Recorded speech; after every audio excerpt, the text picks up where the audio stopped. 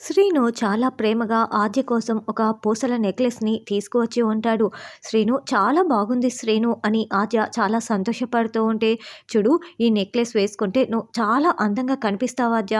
వెళ్లి వేసుకో అని శ్రీను చెప్తాడు. ఉండు ఫ్రెష్ అయ్యి వచ్చి వేసుకుంటాను అని ఆద్య ఆ నెక్లెస్‌ని బెడ్‌పై పెట్టేసి వెళ్తుంది. శ్రీను కూడా పక్కకు వెళ్తాడు. ఇదంతా చూస్తున్న అలివేలు వెంటనే ఆ నెక్లెస్‌ని దొంగతనం చేసి పార్వతి దగ్గరికి వచ్చి, ఒసేయ్ పార్వతి, ఆ శ్రీను ఆ ఆద్య కోసం ఈ నెక్లెస్ తీసుకొచ్చాడు. నేను తీసుకొచ్చేసాను. ఇదిగో నువ్వు వేసుకో అని. నువ్వు ఈ ఇంటికి పెద్దదానివి. ఇప్పుడు పెద్దరికం అంతా నీ చేతుల్లోనే ఉంది కదా!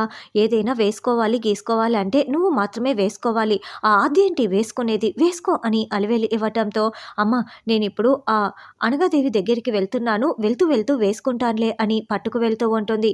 అప్పుడే ఆద్య ఫ్రెష్ అప్ అయ్యి వచ్చి, ఇక్కడే పెట్టాను కదా! ఎక్కడా కనిపించట్లేదేంటి అని అనుకుంటూ, పిన్ని ఆ నెక్లెస్ బాక్స్ నాది పిన్ని. శ్రీను నా కోసం తీసుకువచ్చాడు. ఇవ్వండి అని ఆద్య అడుగుతూ ఉంటే, ఇలాంటివి వేసుకోవాలంటే నేను మాత్రమే అర్హురాల్ని.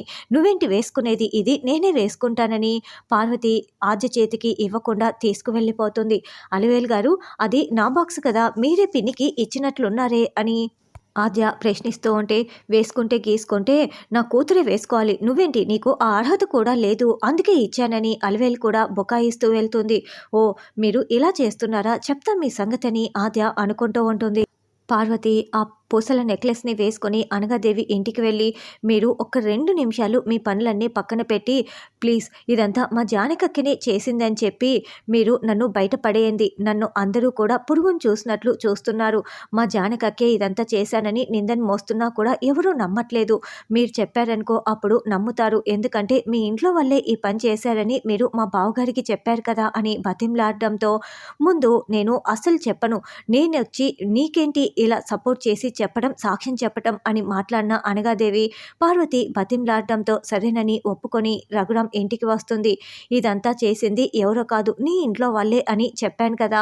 ఇదంతా చేసింది నీ భార్య జానకియే అని అనగాదేవి వచ్చి చెప్పటంతో అందరూ షాకింగ్‌గా చూస్తూ ఉంటారు. ఇక ఆద్య అయితే ఇదంతా చేసింది పార్వతి పిన్నియే నాకు తెలుసు అని చెప్పటంతో, అయితే నిరూపించమని పార్వతి అంటుంది. నేను నిరూపిస్తాను అని వీడియో రికార్డింగ్ మొత్తం కూడా ఆద్య ల్యాప్‌టాప్‌లో చూపిస్తూ ఉంటుంది. పార్వతి రఘురాం నిద్రపోతూ ఉంటే వేలు ముద్రలు తీసుకోవటం, తర్వాత ఆ పత్రాలని అనగాదేవికి ఇచ్చి సూట్ కేస్ నిండా డబ్బులు తీసుకోవటం మొత్తం వీడియోని చూపించటంతో ఇక శివరాం పార్వతిని మెడపట్టి బయటికి గెంటేస్తాడు.